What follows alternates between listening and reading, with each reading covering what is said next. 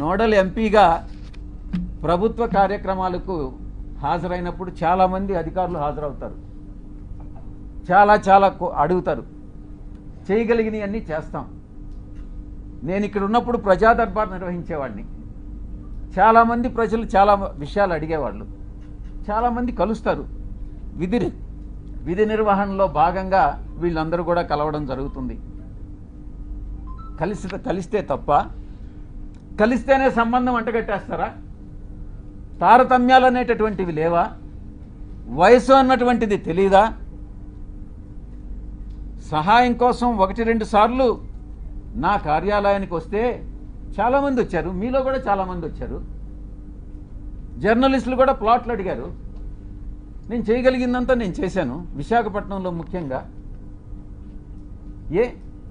అప్పుడు జర్నలిస్టులకు తెలీదా? ఒక రాజకీయ నాయకుడిని ఈ రకంగా ద్వారా లబ్ధి పొందకూడదు. ఒకవేళ మీరే జర్నలిస్టులు మీకు ప్లాట్ లేదని అలాట్ చేసి ఉంటే, మీకు అలాట్ చేసినటువంటి వాళ్ళలో ఎవరైనా మహిళలు ఉంటే వాళ్ళకి నాకు సంబంధం అంట కట్టేస్తారా? ఏమైనా బుద్ధుండి ఇటువంటి ప్రసారాలు చేస్తారా అని నేను ప్రశ్నిస్తా ఉన్నా.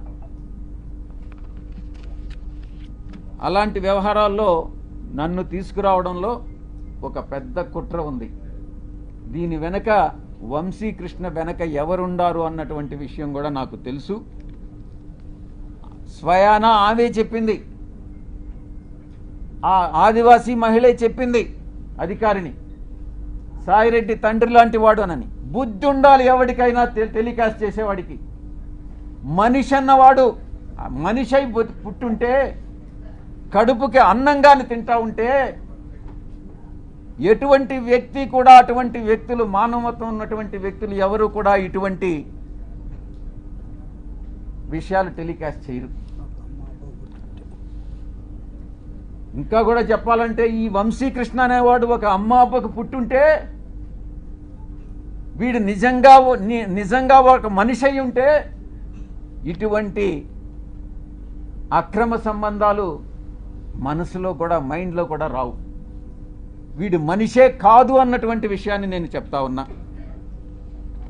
సాధారణంగా ఇలాంటి కంప్లైంట్స్ వస్తే ఏ పోలీస్ స్టేషన్కో పోతారు. సర్ప్రైజింగ్గా ఈ కంప్లైనెంట్ ఎవరో ఒక కాన్ఫిడెన్షియల్ లెటరు ఎండోమెంట్ కమిషనర్కి ఇచ్చాయట.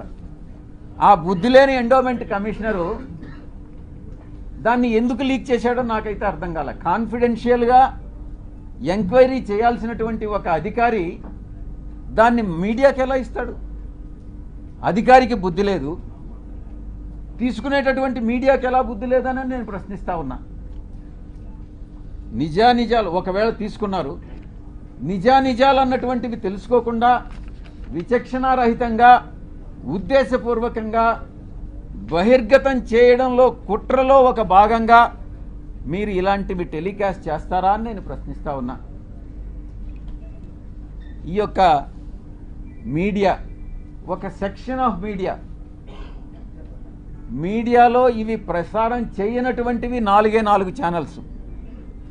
TV9 ప్రసారం చేయలేదు, 10 TV ప్రసారం చేయలేదు, సాక్షి ప్రసారం చేయలేదు, NTV ప్రసారం చేయలేదు. మిగతా అన్ని ఛానల్స్ ఏదో ఒక రకంగా ప్రసారం చేసినటువంటివే. మీరు ఒక్కసారి చూస్తే ఈ ఛానల్స్ అన్నీ కూడా ఒక సామాజిక వర్గానికి చెంది వెస్టెడ్ ఇంట్రెస్ట్ ఉన్నటువంటి ఛానల్స్ అన్నటువంటిది మీరు అర్థం చేసుకోవచ్చు.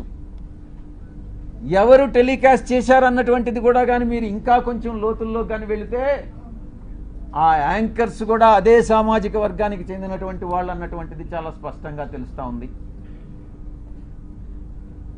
ఇంకా ముందుకు రావాలి, ఇంకా ముందు విషయాలు ఉన్నాయి. ఒక వ్యక్తి చేసినటువంటి ఆరోపణలను దృష్టిలో పెంచుకొని ఒక మహిళ క్యారెక్టర్ మీద దెబ్బతీస్తారా? ఒక మహిళ క్యారెక్టర్ మీద దాడి చేస్తారా? ఆ స్థానంలో నేను ఒక్కటే అడుగుతున్నా, ఒరేయ్ వంశీ, నీకు అమ్మ లేదా? నీకు అక్క లేదా? నీకు అమ్మ చెల్లెలు, అక్క చెల్లెలకి తేడా తెలీదా? మీ అమ్మ మీద, మీ అక్క మీద, మీ చెల్లెల మీద ఎవరైనా ఇటువంటి ఆరోపణలు చేస్తే నువ్వు నిజంగా మనిషి అయి పుట్టి నీకు చీము నెత్తురుగా ఉంటే నువ్వు గమ్ముగా ఉంటావా అని నేను ప్రశ్నిస్తా ఉన్నా. వీడు డెఫినెట్గా సమాధానం చెప్పాలి ఈ విషయానికి. ఈ మారెళ్ల వంశీ అని అనేటటువంటి వాడు, ఆంధ్రజ్యోతి వెంకటకృష్ణ, టీవీ5 సాంబడు, వాళ్ళ పుట్టుక మీదనే నాకు అనుమానం ఉంది.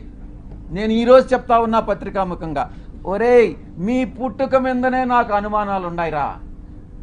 శాంతి గారు అని ఒక ఆవిడ వచ్చారు, ఆయన హస్బెండ్ పేరు మదన్ మోహన్ గారు. తర్వాత మన విజయసాయి రెడ్డి, రంగంలోకి వెళ్తే సుభాష్ రెడ్డి, నలుగురి మధ్యన ఒక స్టోరీ నడుస్తూ ఉంది. నేనేమంటున్నా అంటే విజయసాయి రెడ్డి DNA టెస్ట్కి వెళ్తాడా లేదా, వైఎస్ జగన్మోహన్ రెడ్డి అసెంబ్లీకి వస్తాడా రాడా? నాకు రెండు క్వశ్చన్లు జగన్మోహన్ రెడ్డి ప్రభుత్వాన్ని నేను హెచ్చరిస్తున్నా. DNA టెస్ట్కి విజయసాయి రెడ్డి వెళ్తాడా లేదా, జగన్మోహన్ రెడ్డి అసెంబ్లీకి వస్తాడా రాడా?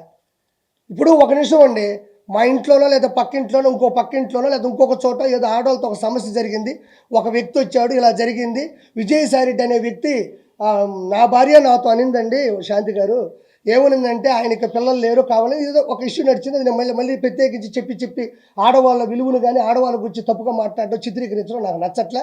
అది జనాలకు తెలుసు కాబట్టి నేను ఒక చిన్న ఇంప్లిమెంట్ చేసి చెప్పేశాను అంతే. ఇప్పుడు ఏమంటున్నారంటే జనాలు, ప్రజల చేత ప్రజల కొరకు ప్రజల యొక్క ఉన్నటువంటి ఈ రాజ్యాంగబద్ధంలో ఒక వ్యక్తి ఒక ఎంపీగా, మెంబర్ ఆఫ్ పార్లమెంటు, రాజ్యసభ సభ్యుడిగా ఢిల్లీలో ఉన్నాడు. ఎక్కడ? మన ఆంధ్రప్రదేశ్లో ఎన్నుకోబడినటువంటి ఒక రాజ్యసభ సభ్యుడు ఢిల్లీకి వెళ్ళినప్పుడు వాళ్ళు ప్రశ్నిస్తారు, మేము నీకు ఓట్లేసి గెలిపించాం కదా, నువ్వు మంచోడు అనుకున్నాం కదా, ఆ అమ్మాయి వచ్చి ఇప్పుడు ఒక అలిగేషన్ పెట్టింది, వాళ్ళ హస్బెండ్ వచ్చేసి ఆవిడ నాతో అనింది, కాబట్టి నువ్వు దీనికి సమాధానం చెప్తావో లేదని అడుగుతున్నారు. నేను కాదు అడిగేది, ప్రజలు అడుగుతారు. ఆంధ్రప్రదేశ్లో 175 నియోజకవర్గాలు ఉన్నాయి, 25 ఎంపీలు ఉన్నాయి, మీకు తెలియదేం కాదు. వాళ్ళందరూ కూడా ప్రజలు ఈరోజు నిలదీస్తున్నారు, నిందిస్తున్నారు. ఏమని విజయ్ ఏమంటాడంటే దానికి వచ్చిన మాట చెప్తాడు. ఏం మాట చెప్తాడంటే, ఆ అమ్మాయే చెప్పింది, ఆయన వయసు ఎంత, నా వయసు ఎంత, నీ వయసు ఎంత, నా వయసు ఎంత అనేది DNA టెస్టా? నేను ఎప్పుడు తప్పే చేయను, నా పేరు విజయసాయి రెడ్డి అని గట్టిగా అరిస్తే విజయసాయి అది DNA టెస్ట్ అవుతుందా? వెంకటేశ్వర సన్నిధిలో వచ్చిన ప్రమాణం చేస్తా అంటాడు, ఇది DNA టెస్ట్ అవుతుందా? మరి అలా అనుకుంటే ఈరోజు సివిల్ కేసులు ఉన్నాయి, క్రైమ్ కేసులు ఉన్నాయి, రకరకాల హత్యాకాండ కేసులు ఉన్నాయి, 302 సెక్షన్ ప్రకారం ఉన్నారు, జీవిత ఖైదు అనిపించే వాళ్ళు ఉన్నారు.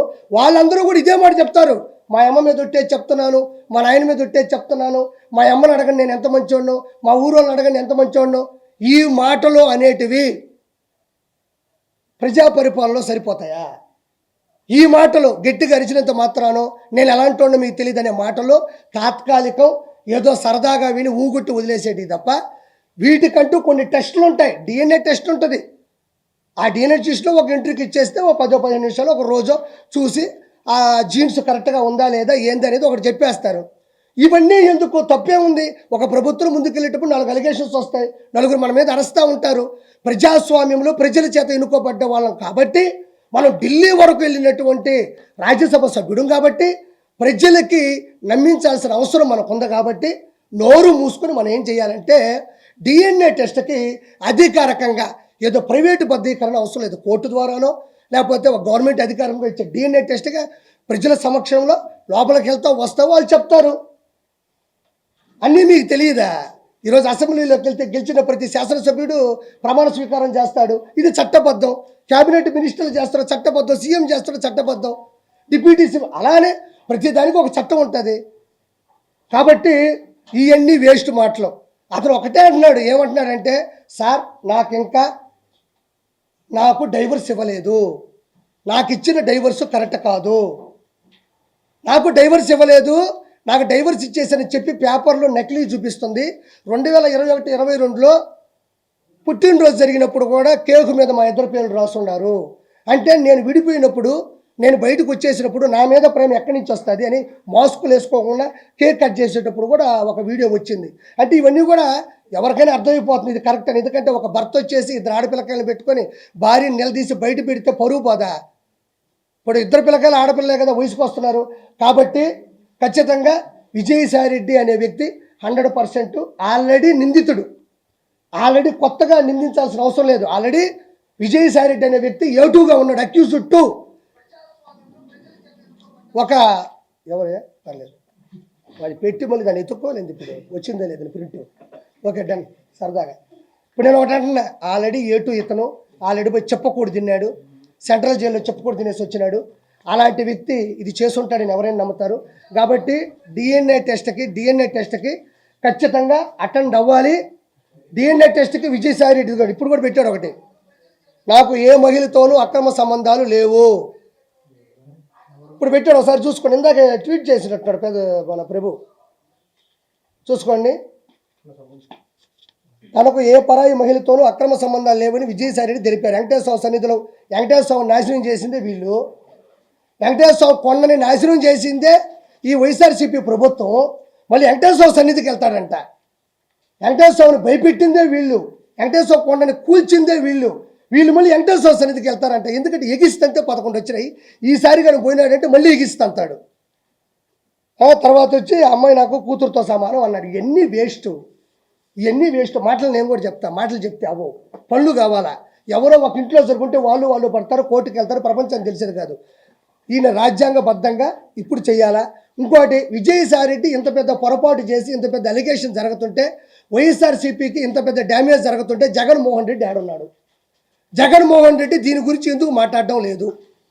ప్రెస్ గురించి అంత రేపో గీయని మాట్లాడుతూ ఉంటే, ఏమండి అది పెద్ద తప్పు అండి, మీరు తప్పు చేశారు, ప్రెస్ వాళ్ళకి క్షమాపణ చెప్పాలని కూడా ఏ మాట అతను అనలేదు.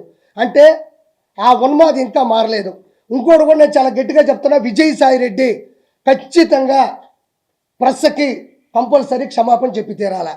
దీని మీద ప్రెస్ వాళ్ళు కానీ మీ యూనిటీ కూడా చాలా గట్టిగా ఉంటుంది. పిఆర్ వాళ్ళ సమక్షంలో కానీ మీరు చేసే పద్ధతి కానీ మీరు నిలదీస్తారు. అదే మీకే సమస్య వచ్చినప్పుడు మీరు చెబుతూ కొట్టినంత సమాధానం ఇవ్వకపోతే ఇది ప్రతి ఒక్కరికి ప్రెస్ అనేది చులకనయ్యే అవకాశం 100% ఉంది. నేను దయచేసి ప్రెస్ సమక్షంలో ప్రెస్ ముందు మాట్లాడుతున్నా, దయచేసి విజయసాయిరెడ్డి అనే ఒక దొంగ, ఒక అవినీతిపరుడు, ఒక అక్రమార్కుడు ఆంధ్ర రాష్ట్రాన్ని సమూలంగా నాశనం చేయడంలో కంకణం కట్టుకున్న విజయసాయిరెడ్డి, లక్షల కోట్లు అడ్డగోలుగా సంపాదించిన విజయసాయిరెడ్డి ప్రెస్కి 100% ఇక్కడ ఒక పార్టీ ప్రెస్ కాదు, ఓవరాల్గా చూస్తే ప్రెస్ ఇది.